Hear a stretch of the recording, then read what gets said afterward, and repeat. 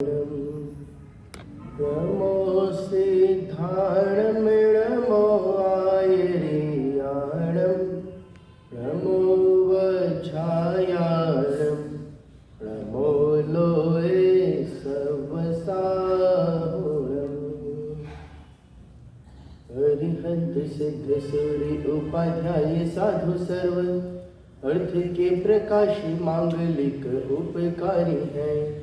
इनको स्वरूप जान रागते भई जो भक्ति काय को नमाए ए स्तुति को चारी है। धन्य धन्य तुम ही से काज सब आज भय कर जोरी पारंपार वंदना हमारी है।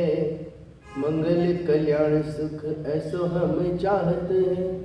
हो मेरी ऐसी दशा जैसी तुम धारी है। हो मेरी ऐसी दशा जैसी तुम धारी है।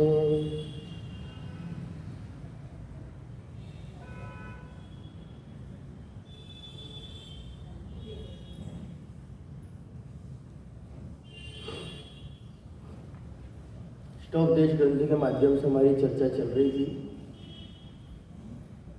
कल हमने समझा था इष्ट का उद्देश्य, और इष्ट वो है जिससे हमारा प्रयोजन सिद्ध हो गए। और प्रयोजन क्या, वो मोक्ष मार्ग प्रकाशक के आधार से हमने समझा था कि जिससे सच्चे सुख की प्राप्ति होवे वही हमारा सच्चा प्रयोजन है, और जिससे प्रयोजन की सिद्धि हो जाए वही इष्ट है। तो प्रयोजन क्या था, सच्चा सुख मिलना। तो देखा था ना, आत्म को हित है सुख सो सुख आकुलता भी नहीं कही है। वो आकुलता से रहित मोक्ष ही हमारा सच्चा प्रयोजन है और वही सच्चा सुख है। पर उसकी प्राप्ति जिस उपदेश से हो जाए वो इष्टोपदेश है। कल हमने देखा था पहला ही श्लोक समझा था, यस्य स्वयं स्वभाव आपति प्रभावे किसन कर्मणः तस्मै संज्ञान रूपाय नमोस्तु परमात्मने। जिसके स्वयं ही स्वभाव की प्राप्ति हो गई है, अभावे किसन कर्मणः, और संपूर्ण कर्मों का अभाव हो गया है, तस्मै संज्ञान रूपाय, ऐसे उन सम्यक ज्ञान स्वरूप परमात्मा को नमोस्तु परमात्मने, उन परमात्मा को मैं नमस्कार करता हूँ। फिर प्रश्न खड़ा हुआ था अनुप्रिया, जब जिसके स्वयं ही स्वभाव की प्राप्ति हो गई है, ये स्वयं स्वभाव की प्राप्ति होती कैसे है? कोई उदाहरण तो देकर बताओ। मतलब अपने में ही स्वभाव में रखी हुई थी और वहीं प्राप्ति हो गई, कहीं बाहर से लेने की जरूरत पड़ी नहीं, किसी से लेना पड़ा क्या? भाई हमें स्वभाव की प्राप्ति करनी हो तो कहीं बाहर जाने की जरूरत नहीं थी, अपने में ही थी। मैंने कल उदाहरण दिया था ना, कपड़ा तो साफ था, ऊपर से मैल लगा हुआ था, गंदगी थी, तो हमने कपड़ा साफ थोड़ी किया। क्या किया? गंदगी साफ की, ऊपर की जो गंदगी लगी हुई थी, जो मैल था, वो मैल साफ किया। कपड़ा तो स्वच्छ वैसा का वैसा जैसा था वैसा ही मिला। तो स्वभाव में तो हमारी निर्मल पर्याय है, वो निर्मलता है। फिर क्या किया? अभावे किसन कर्मणः, संपूर्ण कर्मों का अभाव करके। तो कहाँ होगा कि अपने में ही है। तो शिष्य ने प्रश्न किया, कोई उदाहरण देकर के बताओ ना, ऐसे समझ में नहीं आता। तो फिर दूसरा श्लोक लिखा था, योग्योपादान योगेन त्रिषितः स्वर्णता मता।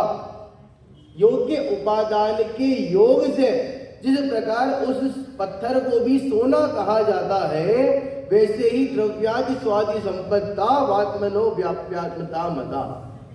वैसे ही स्वद्रव्य क्षेत्र काल भाव से आत्मनो भी, आत्मा के भी स्वद्रव्य क्षेत्र काल भाव होने से उसमें आत्मपना अर्थात शुद्ध निर्मल चैतन्य भाव मानने में आता है। मैंने बताया था दो कारण होते हैं किसी भी कार्य सिद्ध होने के, दो कारण बताए हैं। कौन कौन सा सुलक्षणा दीदी? उपादान कारण और निमित्त कारण, दो ही कारण थे ना। यहां कह रहे हैं उपादान किसे कहते हैं? कार्य रूप परिणमन करने की योग्यता हो या शक्ति हो। कल पंडित जी साहब उदाहरण दे रहे थे ना, गेहूं वाला, आटा गेहूं वाला, बीज पौधे वाला भी दिया था, वही। और एक प्रसिद्ध उदाहरण है उपादान निमित्त को समझने के लिए, अक्षय व्या जो अपन हमेशा पढ़ते हैं, वही कुमार ने घड़ा बनाया। घड़ा बना ना, घड़ा, तो कार्य क्या हुआ? घड़ा बना। तो घड़ा बनने में उपादान कारण क्या है? मिट्टी। मिट्टी का घड़ा बना तो उपादान कारण क्या हुआ? मिट्टी। रेत से घड़ा बन जाएगा फिर वहां? आटा रोटी बनाने का, आटे से रोटी बनती है तो रोटी बनने में उपादान कारण आटा है। अब उस आटे से मटका बना के बताओ, नहीं होगा ना।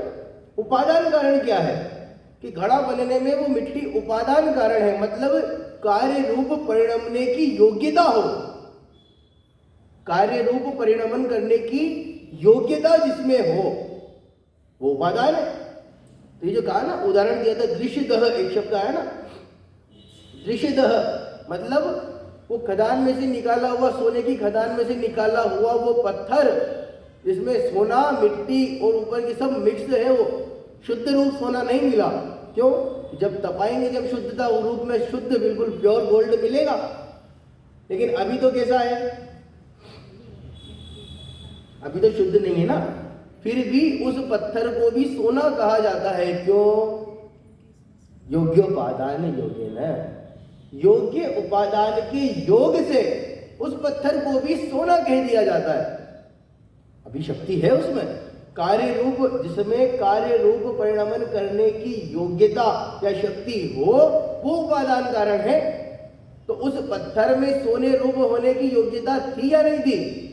थी, इसलिए हमने उस पत्थर को भी सोना कह दिया जाता है। वैसे ही मान लो मैं आत्मा, मुझ में वो निर्मल पर्याय प्रकट करने की योग्यता है या नहीं है?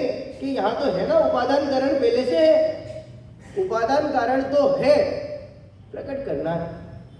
जिस तरह योग्य उपादान कारण के होने पर उस पत्थर में भी सोना माना जाता है, उसको भी सोना कहा जाता है, वैसे ही इस आत्मा को भी, आत्मा के भी स्वद्रव्य, स्वक्षेत्र, स्वकाल और स्वभाव होने से आत्मपना मानने में आया है, अर्थात निर्मल निश्चल चैतन्य भाव मानने में आया है। किसी भी कार्य के होने में ये चार बातें तो होगी ना। कौन कौन सी? द्रव्य, क्षेत्र, काल और भाव। कौन सा होगा, किसका होगा, कहाँ होगा, कब होगा, कैसे होगा, चारों बातें है ना, हर जगह घटित होती है। द्रव्य, क्षेत्र, काल और भाव। तो ये गुण, ये योग्यता हम में है या नहीं है? कि है। तो आप देखना, शिष्य है ना, यहाँ पे हमारे यहाँ इधर भाषा में कहते हैं खुरापाती होना। आप क्या क्या कहते हैं, जो बड़ा वो होता है ना शैतान टाइप में, मतलब बिल्कुल चंचल स्वभाव वाला, उसको कहते हैं बड़ा खुरापाती है ना। तो यहाँ पर भी वो शिष्य इसी तरह का है, जैसा मुझे लगता है कि यहाँ पर भी वो शिष्य चंचल स्वभाव वाला बताया, खुरापाती। आपने कह दिया ना योग्य उपादान योगे न, योग्य उपादान के योग से आत्मा को आत्मपना मानने में आया है। क्लियर है? अब शिष्य कहता है, जब उपादान कारण की योग्यता आप में है तो निर्मल पर्याय प्रकट हो जाएगी। शुद्ध चैतन्य भाव है, आपको मोक्ष में जाना है, आपके स्वद्रव्य, क्षेत्र, काल, भाव आप में उपादान योग्यता आप में है, फिर व्रत आदि करने की आवश्यकता ही क्या है? काय को व्रत करना? क्यों एक आसन करना? क्यों व्रत उपवास आदि करना? जरूरत ही नहीं है ना। कि क्यों बाबू जी, क्यों जरूरत नहीं है व्रत आदि करने की? योग्य उपादान के योग से।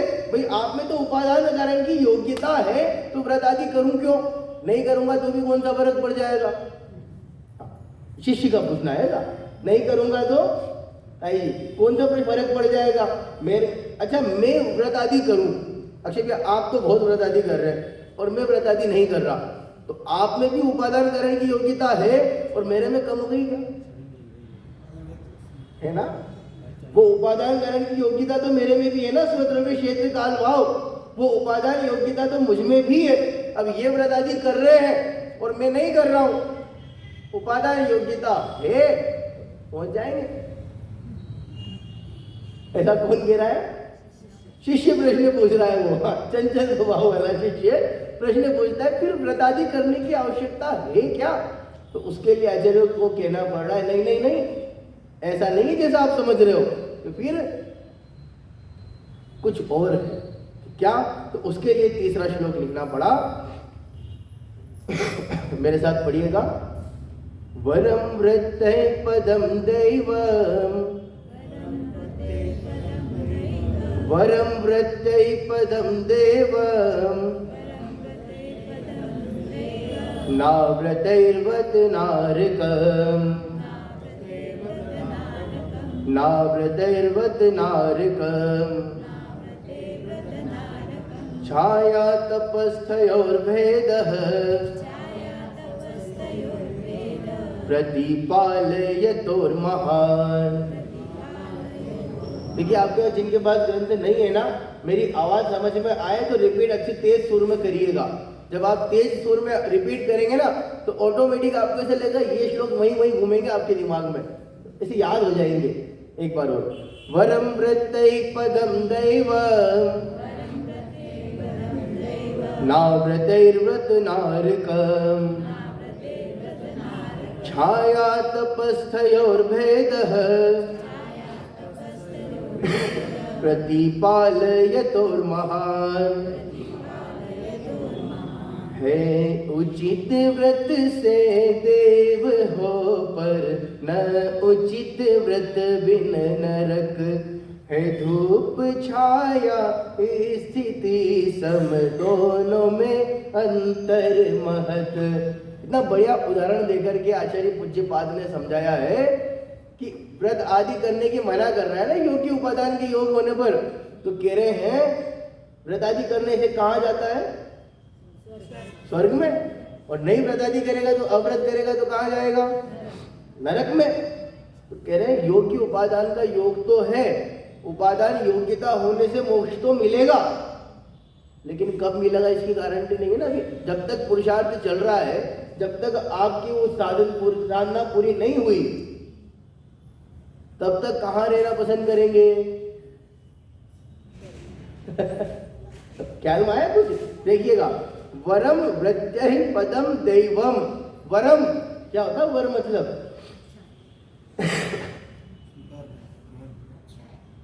स्वीकार करने लायक, अच्छा, श्रेष्ठ है।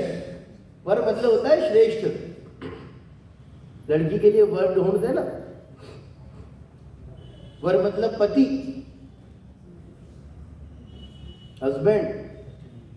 वर मतलब होता है सबसे श्रेष्ठ। तो हम अपनी बच्ची के लिए, घर में लड़की के लिए जो वर ढूंढते हैं, वर मतलब क्या? जो सबसे श्रेष्ठ पुरुष होगा, श्रेष्ठ लड़का होगा, वही तो ढूंढेंगे। रास्ते चलते वाले के साथ में ऐसे थोड़ी पकड़ के ब्याह कर देंगे। क्या कहता है? आपकी शादी को कल्याण हो गया, ऐसा ही कहते हैं क्या? अच्छे भैया, कन्नड़ में कल्याण मतलब शादी होता है ना, शादी को। हाँ, वो यहाँ आके कंफर्म कर लिया मैंने, पता तो ऐसा ही था। जरा कल्याण हो गया क्या? कब होगा कल्याण?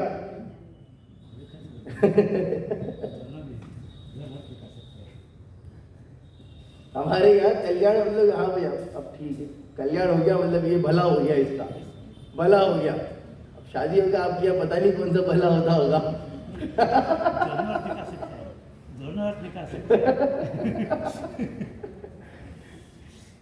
ऐसे रास्ते चलते वाले के साथ में कल्याण नहीं करते थे ना हम।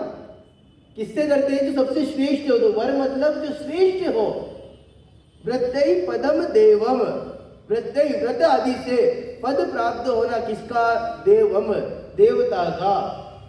व्रत आदि करके देवता का पद प्राप्त करना श्रेष्ठ है। ना व्रतैर्वत नारकम, अव्रत करके नरक में जाना अच्छा नहीं है, श्रेष्ठ नहीं है। आपके पास में दो ऑप्शन है, या तो व्रत आदि करके स्वर्ग में जाइए, या अव्रत करके नरक में चले जाइए। आचार्य पूज्यपाद कह रहे हैं व्रत आदि करके स्वर्ग में जाना श्रेष्ठ है। स्वर्ग को श्रेष्ठ कह रहे हो अनुप्या? स्वर्ग में जाना श्रेष्ठ कह रहे हो कि नहीं?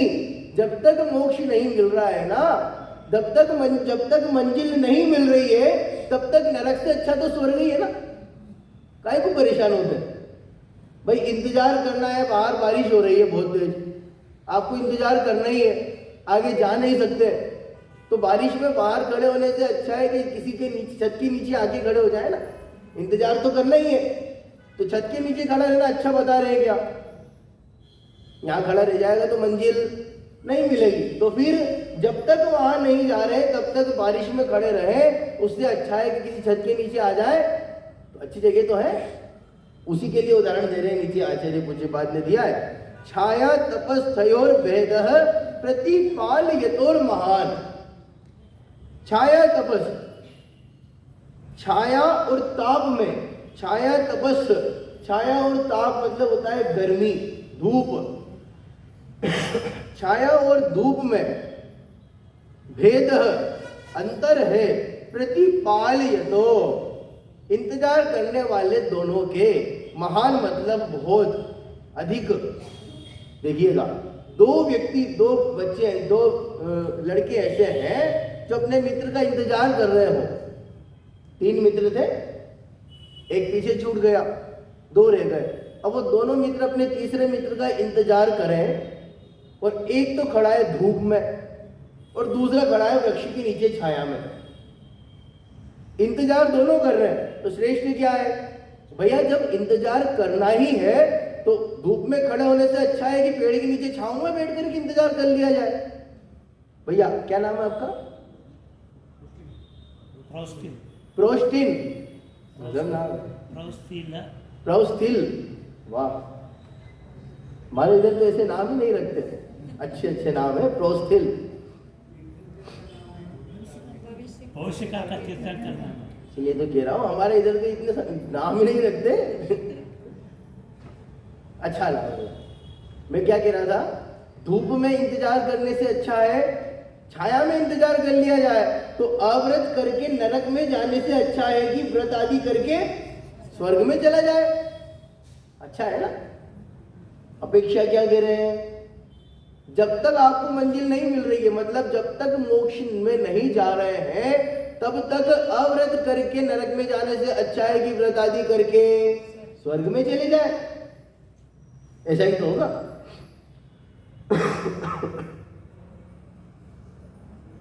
ख्याल में आया? वरम व्रतै पदम देवम ना व्रतेर्वत नारकम छाया तपस्योर वेदः प्रतिपालयतोर महान। स्वर्ग में कौन कौन जाना चाहता है? कौन कौन बताओ तो सही। अच्छा, आपके ऐसा हो रहा है, कोई जब एक्सपायर हो जाता है, किसी की डेथ हो जाती है, तो क्या लिखते हैं नीचे? नरकवासी, स्वर्गवासी या स्वर्गीय, स्वर्गवासी फलाना फलाना जंजी है, ऐसा तो नहीं लिखा किसी ने कि नरकवासी, नहीं लिखा ना। स्वर्गीय लिखते, नरकी क्यों नहीं लिखते? आपको पता है पक्के में स्वर्ग में गया था नहीं। फिर हम तो चाहे स्वर्ग में जाना चाह रहे हैं ना। एक कह भी इसीलिए रहे हैं कि सुखों की जब चर्चा चलती है तो बड़ा चढ़ा करके हम स्वर्ग से ही तुलना कर देते हैं। आप कहीं गए हो और व्यवस्था बढ़िया मिल जाए, अच्छी सुख सुविधाएं मिल जाए, तो क्या कहते हैं, अरे साहब कैसा था वहां पे, क्या व्यवस्था कैसी थी, अरे मजा आ गया, बिल्कुल स्वर्ग जैसी सुविधाएं थी। राधव भाई, बिल्कुल स्वर्ग जैसी सुविधाएं थी, बढ़िया मजा आ गया। तो हम तो कह रहे जब अच्छी किसी बड़ा चढ़ा करके किसी के सुखों की तुलना करनी हो, अलो भैया, तो हम तो स्वर्ग से ही तुलना करते हैं। कह रहे छाया तपस्योर वेदः प्रतिपालयतोर महान।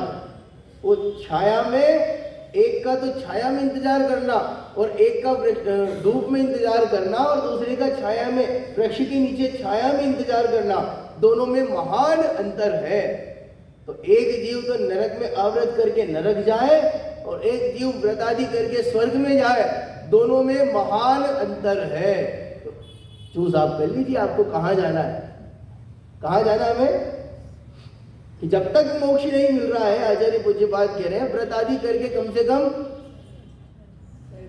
स्वर्ग में तो चले। फिर वो अपना शिष्य कैसा था, चंचल स्वभाव वाला है ना। शिष्य प्रश्न करता है, जब व्रत आदि करके स्वर्ग में ही जाना है और आत्मा में वो स्वद्रव्य क्षेत्र काल भाव जो उपादान का योग्यता है वो बड़ी है, और वो जब प्रकट होगी तब मोक्ष सुख मिलेगा ना। ख्याल में आया ना? वो प्रकट होगी जब तो मोक्ष सुख मिलेगा। अब वो तो दूर की बात रह गई, हम तो बढ़िया स्वर्ग में ही हमारा लक्ष्य रखते हैं। देख रहे हैं ना, चंचल प्लस आलसी। हम तो हमारा लक्ष्य क्या रखे, लक्ष्य क्या रखे अक्षय भैया, स्वर्ग ही लक्ष्य होना चाहिए, लिखा ना देखो। इस प्रकार आत्मा की भक्ति अयुक्त अर्थात अयोग्य सिद्ध होगी, उससे साध्य मोक्ष सुख सुद्रव्यादि सामग्री की अपेक्षा रखता होने से दूरवर्ती होगा। कौन सा, वो मोक्ष सुख जो है ना, वो कह रहे आत्मा की साध्य मोक्ष सुख सुद्रव्य क्षेत्र काल भाव आदि सामग्री की अपेक्षा रखने से वो मोक्ष सुख तो दूरवर्ती है, और व्रतों द्वारा अवांतर अर्थात जो बीच में ही प्राप्त हो रहा है वो स्वर्ग आदि का सुख एक साध्य होगा, लक्ष्य होगा। लक्ष्य क्या होगा, स्वर्ग में जाना लक्ष्य करें ना अपन, मोक्ष वोक्ष तो सब बात की बात रहेगी। पंडित जी देखो, किसने देखा, आपने देखा क्या मोक्ष, छोड़ो सब मोक्ष वोक्ष छोड़ो, ये पास की बात है, अपने यही की बात है, पास की। लक्ष्य किसको रखे, स्वर्ग को रखते हैं ना, वो देवता पद का मिलना काफी बढ़िया है, स्वर्ग को ही लक्ष्य रख करके बात की जाए। तो आचार्य कह रहा अरे तू गलत है, तूने गलत ट्रेक पकड़ लिया, पटरी गलत पकड़ ली। ऐसे नहीं कि क्या, देखिएगा कह रहे हैं ऐसा भी नहीं है, कारण की व्रतादि की निष्फलता नहीं बने, इतना ही नहीं किंतु वैसे होते तो जो आत्मभक्ति को अयुक्त बतलाता है यह ठीक नहीं है, बिल्कुल गलत है, सही नहीं है। कि सही क्यों नहीं है, उसके लिए फिर दूसरा अगला श्लोक लिखना पड़ा, जरूरत ही क्या थी वरना अगला लिखने की। वो शिष्य नहीं होता तो अगला श्लोक नहीं आता, वो चंचल शिष्य सामने बैठा हुआ है ना, वो प्रश्न कर रहा है और यहाँ समाधान में अगला श्लोक हमें मिल रहा है। आचार्य पूज्य बात कह रहे वो साधन, वो साधन हमारा देवता पद या इंद्र पद मिलना नहीं होगा। कि क्यों, अगला श्लोक पढ़िएगा, यत्र भावः शिवम दत्ते, यत्र भावः शिवम दत्ते, द्यौ की दूरवर्तिनी, द्यौ की दूरवर्तिनी, यो नयत्याशु गव्योतिम, यो नयत्याशु गव्योतिम, क्रोशार्धे किं ससीदति, क्रोशार्धे किं ससीदति। यत्र भावः शिवम दत्ते, बढ़िया गजब गजब के उदाहरण मिले हैं इसमें समाधान में अक्षय भैया। यत्र भावः शिवम दत्ते, क्योंकि ये दूरवर्तिनी, जो भाव शिवम दत्ते मोक्ष को देने वाला हो, क्योंकि ये दूरवर्तिनी, जिस भाव से आपको मोक्ष पद मिल जाता है तो वहां पर स्वर्ग आदि मिलना कितना दूर है, कोई दूर नहीं है। यत्र भावः शिवम दत्ते, जो भाव, यत्र अर्थात जो या जहां, जो भाव शिवम दत्ते मोक्ष को देने वाला है, द्यौ कियत दूरवर्तिनी, द्यौ मतलब होता है स्वर्ग, द्यौ अर्थात स्वर्ग, कियत दूरवर्तिनी कितना दूर है भाई। जो हमें तो लक्ष्य क्या रखना था, वो स्वद्रव्य क्षेत्र काल भाव जो है ना, जो हमारे स्वभाव है, वो स्वभाव लक्ष्य रखने हैं। तो जो भाव मोक्ष को देने वाला हो, वहां पर द्यौ अर्थात स्वर्ग, कियत दूरवर्तिनी कितना दूर होगा, पूछ नहीं रहे, बता रहे ज्यादा दूर नहीं है। हम कहते हैं ना, जब यहाँ से वहां तक चल जाता है तो फिर इतना सा जाने में काय का फर्क पड़ रहा, कौन सा दूर पड़ेगा, मतलब ज्यादा दूर। कियत दूरवर्तिनी कितना दूर है, अर्थात अधिक दूर नहीं है। यो नयत्याशु गव्योतिम, नयत्य आशु, नयति आशु है ना, संधि विच्छेद करेंगे। यो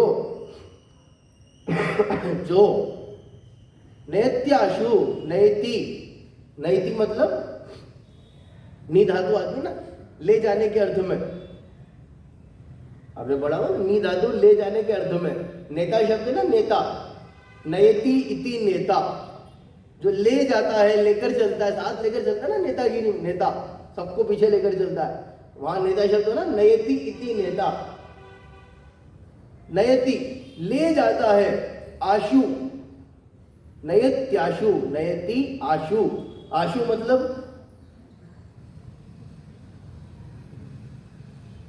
आशु मतलब जल्दी से, जल्दी, तुरंत। आपने एक शब्द सुना होगा दाई जी, आशु कवि है ये तो सुना, आशु कवि। आशु कवि क्या होता है? एक तो होता है कवि, एक होता है आशु कवि। क्या अंतर है दोनों में? हाँ, कविता, कवि तो कविताएं बना करके पहले से लिखकर, सोच विचार करके लिख करके लाता है और कविताएं पढ़ करके सुना देता है। लेकिन हम कह रहे आशु कवि।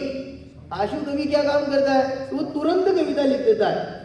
यहाँ आया, यहाँ बैठा, सब आप सब लोगों को देखा, मैं प्रवचन कर रहा, आप बैठे, आधे इधर बैठे, आधे वहां बैठे, कुछ बाहर से आ रहे हैं, ये सब दृश्य देखा और तुरंत कविताएं लिख दी। तो आशु कवि, आशु मतलब जल्दी से। जो नयत्याशु गव्युतिम क्रोशार्धे किम सुसीदति, गव्युतिम जो जल्दी से ले जाता है, कितना? 2 कोस तक। गव्युतिम 2 कोस तक जो भार वहन करके, जो व्यक्ति, कोई व्यक्ति ऐसा है जो व्यक्ति भार वहन करके 2 कोस तक उस भार को आसानी से ले जाता है। आशु अर्थात जल्दी, तुरंत ले जाता है, आसानी से ले जाता है। क्रोशार्ध है, उसके लिए क्रोशार्ध है, आधा कोस। किम ससीदति, क्या कठिन होगा? जो व्यक्ति, एक कोस कितना हुआ?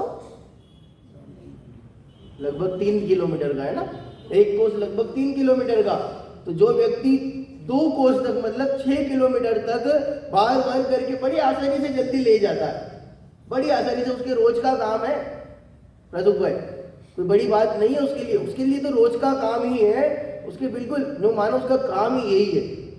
6 किलोमीटर तक आराम से भार वजन वहन करके डेली ले जाता है, उसके लिए कोई बिल्कुल बाएं हाथ का खेल है। अब आप ये देखो, उसके लिए आधे कोस तक ले जाना कौन सी बड़ी बात होगी? कोई खेत की बात है क्या? कोई दुख की बात है क्या उसके लिए? कि नहीं है। वैसे ही कह रहे, जो भाव आपको मोक्ष तक ले जाने वाला हो, वो भाव यदि वो, तो उसके लिए स्वर्ग आदि तक ले जाना कौन सी बड़ी बात है? कोई बड़ी बात नहीं। हम कह रहे थे ना, प्रश्न क्या था शिष्य का, वो लिंक बना के रखना। शिष्य के प्रश्न की लिंक तोड़ना नहीं। प्रश्न क्या था? लक्ष्य क्या रखा? क्या था प्रश्न? अगर स्वर्ग में जाना है तो वो लक्ष्य तो हमारा स्वर्ग ही होना चाहिए ना। फिर तो साधन वो लिखा ना, स्वर्गाधिक का सुख एक साध्य होगा, वही लक्ष्य होगा।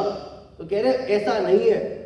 जो भाव मोक्ष में ले जाने वाला हो, उसके लिए स्वर्ग आदि तक ले जाना काफी कोई बड़ी बात नहीं है। तो रास्ते के खेल है, ऐसे ही मिल जाएंगे। आप खेती करते हैं, गेहूं होता है ना,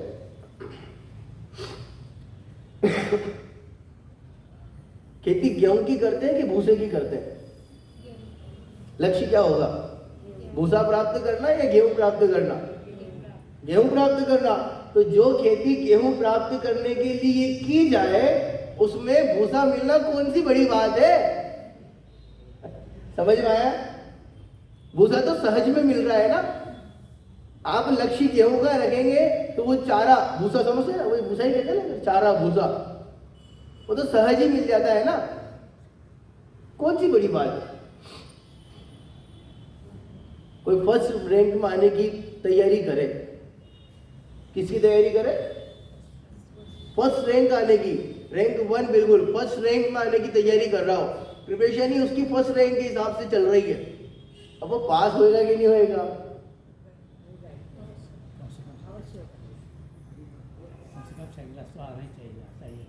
अरे जो फर्स्ट रैंक की तैयारी कर रहा है, उसके लिए पास होना कौन सी बड़ी बात है? लक्ष्य क्लास में फर्स्ट रैंक का है, तो पास तो वैसे ही हो रहा है ना। आप आईएएस की तैयारी करें, यूपीएससी की तैयारी करो, आप सिविल सर्विस की, आईएएस की। अब आईएएस की प्रिपरेशन करने वाला बंदा उसके लिए छोटे मोटे एग्जाम पटवारी वटवारी एलडीसी निकालना कौन सी बड़ी बात होगी। अगर वास्तव में तैयारी चल रही है तो, लक्ष्य वास्तव में है तो, यदि वो भाव लक्ष्य उसका वास्तव में मोक्ष को प्राप्त करने का है, तो यत्र भाव शिवम दत्ते, जो भाव मोक्ष में ले जाने वाला हो, क्योंकि ये दूरवर्ती नहीं, उसके लिए स्वर्ग आदि ले जाना कितना दूर होगा, कोई अधिक दूर नहीं है। कहा था ना, जिस भाव से हो मोक्ष तो फिर स्वर्ग कैसे दूर हो, दो कोश जो करता वहन क्रोशार्थ से वह दुखी क्यों। जिस भाव से हो मोक्ष तो फिर स्वर्ग कैसे दूर हो, दो कोश जो करता वहन क्रोशार्थ से वह दुखी क्यों। वो आधे को जो आदमी 2 कोश तक ले जाता है आसानी से भार को, वो आधे कोश ले जाने में कौन सा दुखी होगा। उसके लिए आधा कोश वजन ले जाना कौन सी बड़ी बात है, कि कोई बड़ी बात नहीं है। फिर अपना शिष्य के साथ चंचल खुरापाती, वो सामने जो शिष्य बैठा है उसकी समझ में आ गई अब कि हाँ साहब ठीक है, लक्ष्य हमारा, ताई जी लक्ष्य हमारा मोक्ष का ही रखना है, समझ में आ गई इसके, ये तो सब रास्ते में मिलने वाली क्रियाएं हैं। उन्होंने कहा साहब आचार्य पूज्य बात से कहता है, आचार्य से आपने कह दिया, मेरे बात समझ में आ गई, भाई साहब आपने कहा मेरे बात समझ में आ गई, जब तक मोक्ष नहीं मिल रहा है तब तक व्रत आदि करके स्वर्ग में जाने की कह रहे हो ना, कि हाँ साहब। तो जब तक नहीं जा रहा हूं तब तक मुझे स्वर्ग में जाना है, तो ठीक है उस स्वर्ग के बारे में ही बताओ ना, वहां की सुख तो बताओ, वहां की क्वालिटी क्या है। देखो जागृत, वो चंचल मन की इच्छाएं जागृत हो रही है भाई साहब, चंचल मन की इच्छाएं जागृत हो रही है। आचार्य ने कह दिया कि वो वरम रत्ते पदम देवम ना व्रते व्रति नारकम, व्रत आदि करके वो स्वर्ग आदि पद मिलना अच्छा है, अव्रत करके नरक में जाने से तो ठीक है ना। और लक्ष्य हमारा मोक्ष का होगा, ये सब तो रास्ते में मिलने वाली क्रियाएं है। तो वो शिष्य कह रहा है ठीक है साहब आपने कह दिया ना, मैं लक्ष्य मोक्ष का रखूंगा, लेकिन रास्ते में तो आएगा ना स्वर्ग, रास्ते में तो आएगा ना, कि हाँ आएगा ना, सहज भूसा मिलता है ना गेहूं के साथ, ऐसे मिल जाएगा ये तो जब जैसे भूसे के साथ गेहूं के साथ भूसा मिल रहा है तो ठीक है, जब तक मोक्ष नहीं मिल रहा है, स्वर्ग आदि जाना है, वहां के बारे में बता दो थोड़ा बहुत, वहां की क्वालिटी तो बताओ, स्वर्ग में क्या क्या सुख है, होता कैसा है, देवताओं के सुख होते कैसे हैं। आपने नरक में जाने की तो मना कर दिया, आप भी जाना पसंद नहीं करेंगे ना, जाना है किसी को नरक में, नहीं जाना, स्वर्ग में जाना है, और स्वर्ग में जा रहे हैं जब तक मोक्ष नहीं मिल रहा है, तो बताओ ना वहां की क्वालिटी क्या है। उसके लिए भी आचार्य पूज्य बात अगला श्लोक कह रहे हैं, ऋषिक जमनातंक, मैंने कहा था आप एक साथ तेज सुर में बोलेंगे तो याद हो जाएगा। ऋषिक जमनातंक दीर्घ कालोपलालितम, ऋषिक जमनातंक दीर्घ कालोपलालितम, नाके नाकौ कसाम सौख्यम, नाके नाकौ कसाम सौख्यम, नाके नाकौ कसामिव,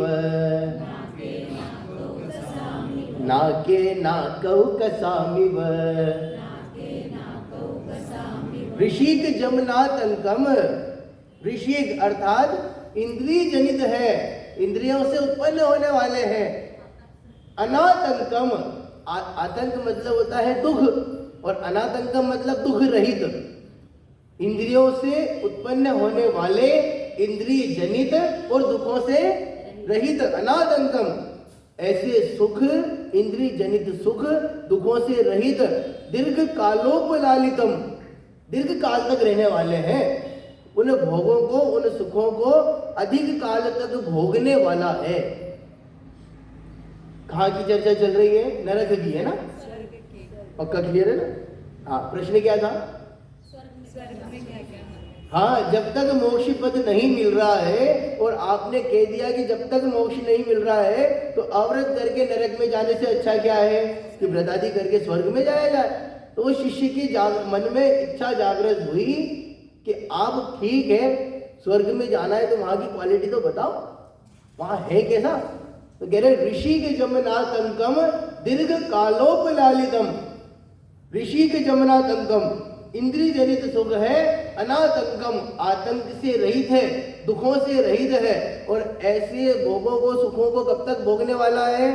दीर्घ कालोपलालितम, अधिक काल तक भोगने वाला है। तो और तो बताओ, और क्या होगा? और तो बताओ आगे, और कैसे सुख होंगे? ठीक है, और तो बताओ। कह रहे हैं नाके नाकव कसाम सौख्यम, नाके नाकव कसाम इव। स्वर्ग में रहने वाले देवताओं के सुख तो स्वर्ग जैसे ही हैं, किसी से तुलना करके नहीं बता सकते। आप जाना है क्या? जाकर देख लो, जाकर देख लो। वहां के स्वर्ग के देवताओं के सुख तो स्वर्ग जैसे ही है ना वास्तव में। मैं अभी मनुष्य गति में किसी सुखों से तुलना करके आपको वहां की बता नहीं सकता, मैं नहीं कह रहा। आचार्य पूज्य पाद ने लिखा है नाके नाकव कसाम सौख्यम, नाके नाकव कसाम इव। स्वर्ग में रहने वाले देवताओं के सुख तो स्वर्ग जैसे ही हैं। यहाँ मनुष्यों से तुलना करके मैं बता नहीं सकता। आप गए कंपेयर करके बताओ साहब, किसी किसी से तो तुलना करके बताओ कि नहीं। स्वर्ग के सुख तो बोलो, स्वर्ग के सुख तो स्वर्ग जैसे ही है, स्वर्ग के सुख तो स्वर्ग जैसे ही है। नाके नाकव कसाम सौख्यम, नाके नाकव कसाम इव। और सुख कौन से बताया तो ऊपर लाइन में? ऋषिक जमनातंकम दीर्घ कालोपलालितम, इंद्रिय जनित सुख है, आतंक से रहित है और अधिक काल तक भोगने में आते हैं। अधिक काल तक भोगने में आते हैं, ऐसा क्यों लिखा? ऋषि दीर्घ कालोपलालितम, सागरों में आयु है ना? देवताओं की आयु कितनी है? सागरों में मिनिमम भी देखे तो 10,000 वर्ष है ना। कहाँ 33 सागर की आयु। और सुख देखो आप, जितने सागर की आयु उतने 1000 वर्ष में एक विकल्प मात्र आता है भूख का, और कंठ से अमृत झरा और काम हो गया। आप देखो इंद्रिय, लेकिन वहां अतीन्द्रिय सुख नहीं कहा। हाँ, काम की बात है। ऋषि के जमनातंकम, इंद्रिय जनित सुख कहे, अतीन्द्रिय सुख नहीं कहे। और बताने की कहीं और आगे बताओ तो कि साहब स्वर्ग के सुख तो स्वर्ग जैसे ही है, मनुष्य गति से तुलना नहीं कर सकते। अब आपने जो आज सुख सुने ना, वो सिर्फ वहां की क्वालिटी अभी समझी है। अब अगले श्लोक में इसके बाद शिष्य जो है ना, वो प्रश्न करेगा, वहीं जाने की इच्छा करेगा, तो देवताओं के और कैसे दुख है, क्या तकलीफ है, वो बताएंगे। आज अधूरा प्रवचन सुन लोगे और कल नहीं आ पाए तो स्वर्ग में ही मजे लगेंगे। हाँ आज इस श्लोक के हिसाब से सुनोगे तो वहीं मजे लग रहे हैं। अरे साहब पंडित जी ने कह दिया था, मजे ही मजे हैं वहां। तो वहां तकलीफें नहीं होती, प्रवचन करते करते लाइट नहीं जाएगी है, कभी कोई तकलीफ नहीं आएगी, भूख नहीं लग रही है, इधर उधर से कोई तकलीफ नहीं, सर्दी नहीं लग रही, बुखार नहीं आता, जुकाम नहीं होता, गला खराब नहीं होता, मजे ही मजे हैं। अपन तो वहीं चलते हैं। तो आगे की जानकारी जाननी हो पूरी, ये तो है अधूरा ज्ञान। पूरा जानना हो तो कल का प्रवचन भी सुनना पड़ेगा। आगे के श्लोक कह रहे हैं, आप सभी ध्यान से एक एक श्लोक को समझिएगा। ऋषि के जमनातंकम दीर्घ कालोपलालितम, नाके नाकव कसाम सौख्यम, नाके नाकव कसाम इव। स्वर्ग के सुख तो स्वर्ग जैसे ही